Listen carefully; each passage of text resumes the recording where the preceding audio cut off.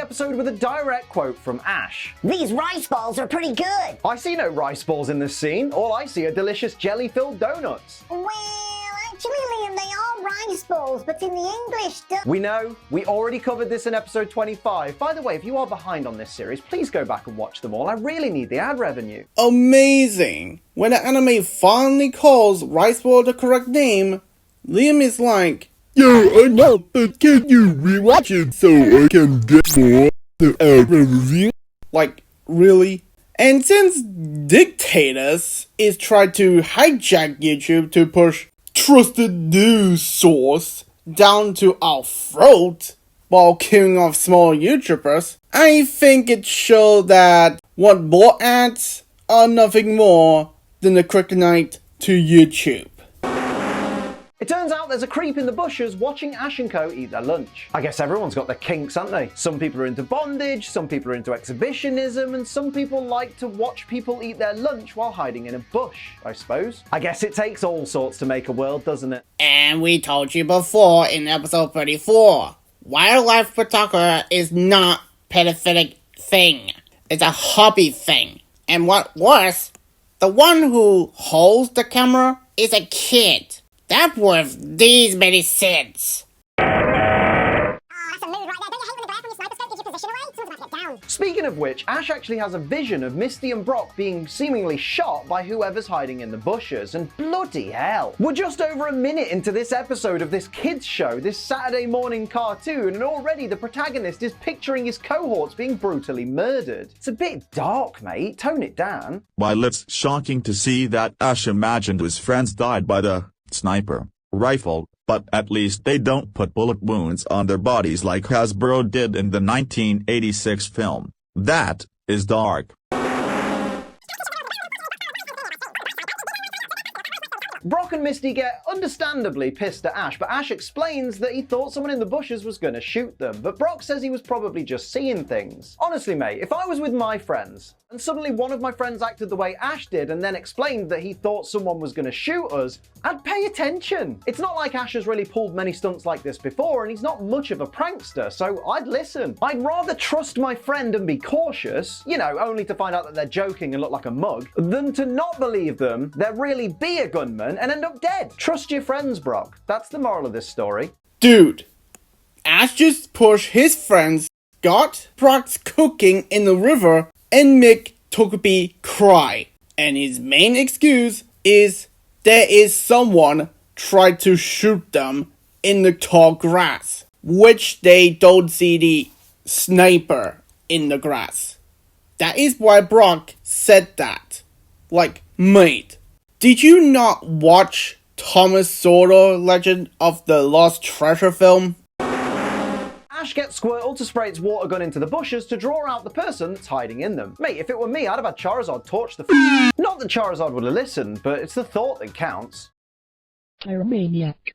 Apparently this guy's camera is still working absolutely fine, even though we literally just watched it get absolutely soaked. Waterproof cameras in the 90s? Was that a thing? Okay, now you know this is absolute bollocks. Because one, the camera wasn't soaked by water because he shot it with its body before lifted in the air to make sure that he's not the threat.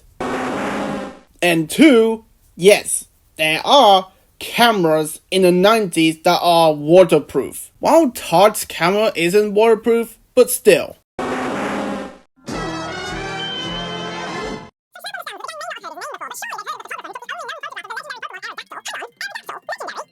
Snap has a pair of binoculars hung on the wall between two large windows. Snap is a peeping Tom? Confirmed. Wait a minute, does that make him a peeping Todd? Come on! It was right there. He has no style. He has no grace. This car is the disgrace. Not funny.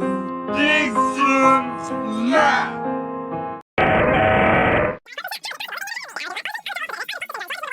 Ash is shocked to see that Snap's photo of Aerodactyl was taken whilst Ash was being held in Aerodactyl's claws. And we all know why. He's bricking it, because now he's wondering if Snap also caught a photo of Ash stealing that poor trainer's Togepi egg. Also, that sentence doesn't make any sense, because at the time Todd took the picture of Aerodactyl, he could be asleep. Because, Jigglypuff is in there where she put everyone, including Officer Jenny, to sleep.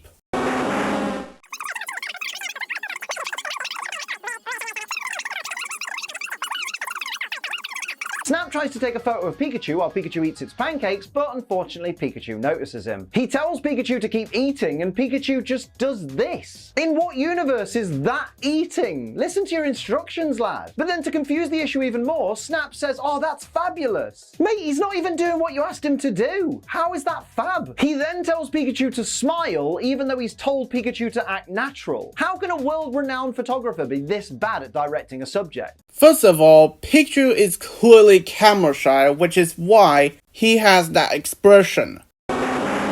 And two, Todd is clearly boasting about to be the best photographer of all time, and accept the fact that he isn't honest. Like Trixie does when she claimed that she defeated Ursa Major, but then revealed that she didn't defeat it. Oh, of course, you have to mention the great and powerful Trixie's embarrassing moment. Yeah, Snails told me about that while bragging that he's better than you. What? Snail's better than me? Well, yeah, he is. Look at this.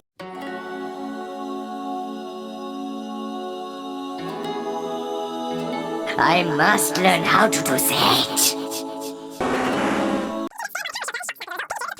Snap really me off here. He reassures Pikachu and tells it to smile for the camera. He then drops to his knees and says he can't work like this. The reason he gives for not being able to work like this is because Pokemon should be photographed naturally, not posing. You literally just told Pikachu to smile. You asked it to pose. If you want Pikachu to act naturally, maybe you shouldn't have it sat at a dining table eating pancakes with a knife and fork wearing a bloody bib. Just an idea. Referring to the previous scene.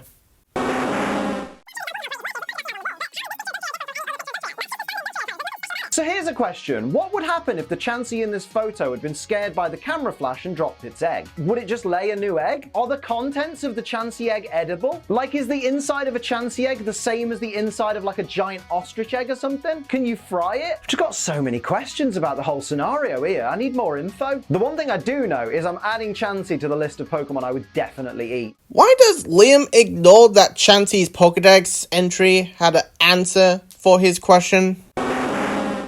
Snap has a flashback to a very familiar-looking elderly couple asking him to capture Pikachu. Capture in inverted commas. The elderly couple show Snap some poorly taken Polaroids of Pikachu with Pikachu's back markings missing. Great job there by the animators. Round of applause all round for missing that.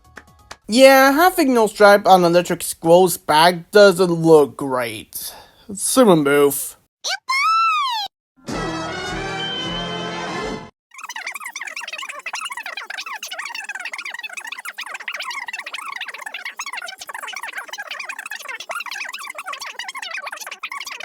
As Ash and Co walk past Snap, Ash remarks that Snap doesn't understand the feelings of the Pokemon he takes pictures of, and that statement hits Snap hard. Honestly, I don't know why Ash's opinion matters to Snap. It's not like Snap owes Ash anything or that they've been friends for years. Like, Snap met Ash that day. Who cares what someone you met that day thinks of you? They don't know you. Basically, don't stress, lad. It's not worth it. That is literally the dumbest thing I've ever heard. Please, Wildstyle, let me handle this. That idea is just the worst. Okay, Liam. Do you know what criticism is? Because Ash is criticizing Todd for taking a picture of Pikachu without realizing that Pikachu is feeling uncomfortable with Todd harassing and stalking him, like UTTP post page or BBC News number.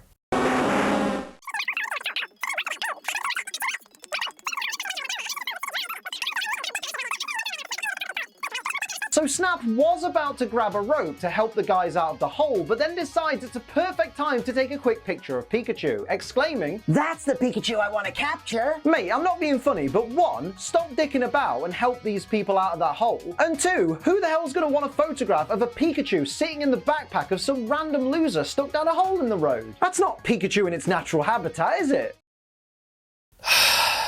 That because people love cute animals in a backpack, you daft.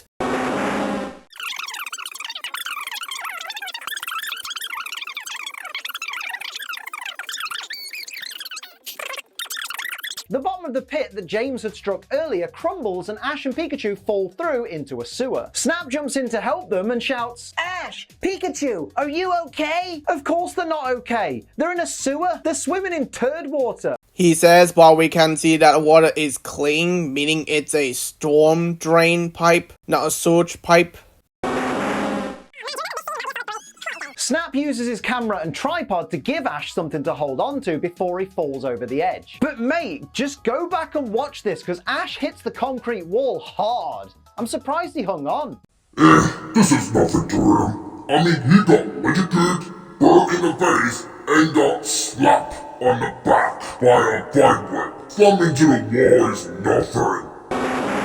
Direct quote from Ash. "You saved us." It's a bit early to say that, mate. You're dangling by one arm and you're literally inhaling water. There's still plenty of time yet for you to either lose your grip and fall to your death or catch some really nasty bacterial infection. Again, this is not a sewage pipe, this is a storm drain pipe. Because if it is, then why are water heading towards nature and not to the factory to become clean water, Liam?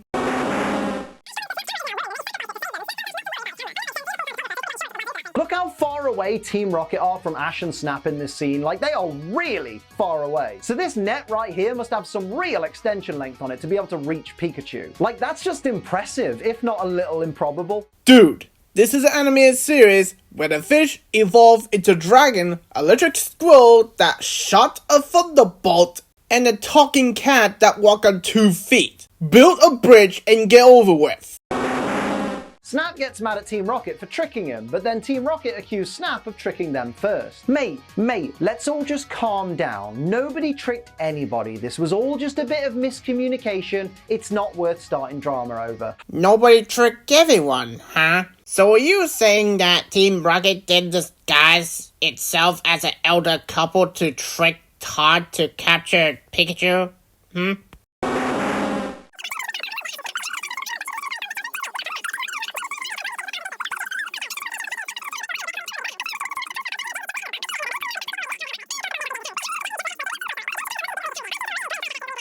Ash sends out Bulbasaur and gets it to use Razor Leaf on Team Rocket, but it doesn't seem to do anything more than scare them rather than hurt them, which is a bit weird really. Like, it's strong enough to cut open the rubber bag that Pikachu's trapped in, but it's not strong enough to do any significant visual damage to Team Rocket. Well, that's because Bulbasaur is trying to distract them while freeing Pikachu from the rubber bag, moron.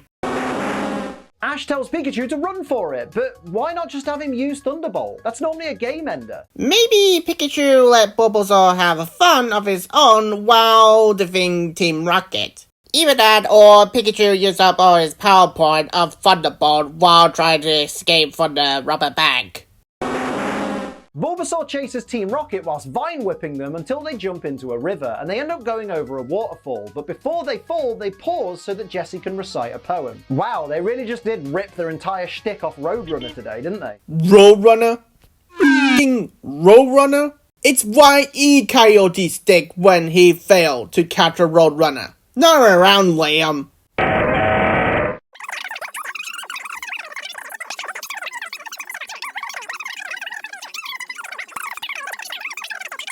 Misty asks why Ash and Snap are acting like friends, and Ash replies, "We are friends, Misty, because we have something in common. We both like Pokemon." God, imagine liking Pokemon and being kind to other people who like Pokemon. Could not be the Pokemon community in 2021. God, how times have changed. Well, at the time of 2026, yes, we needed that.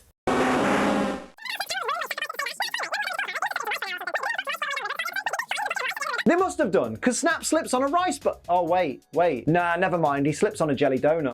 Yeah? Oh, come on! Freaking unbelievable, seriously, you all suck.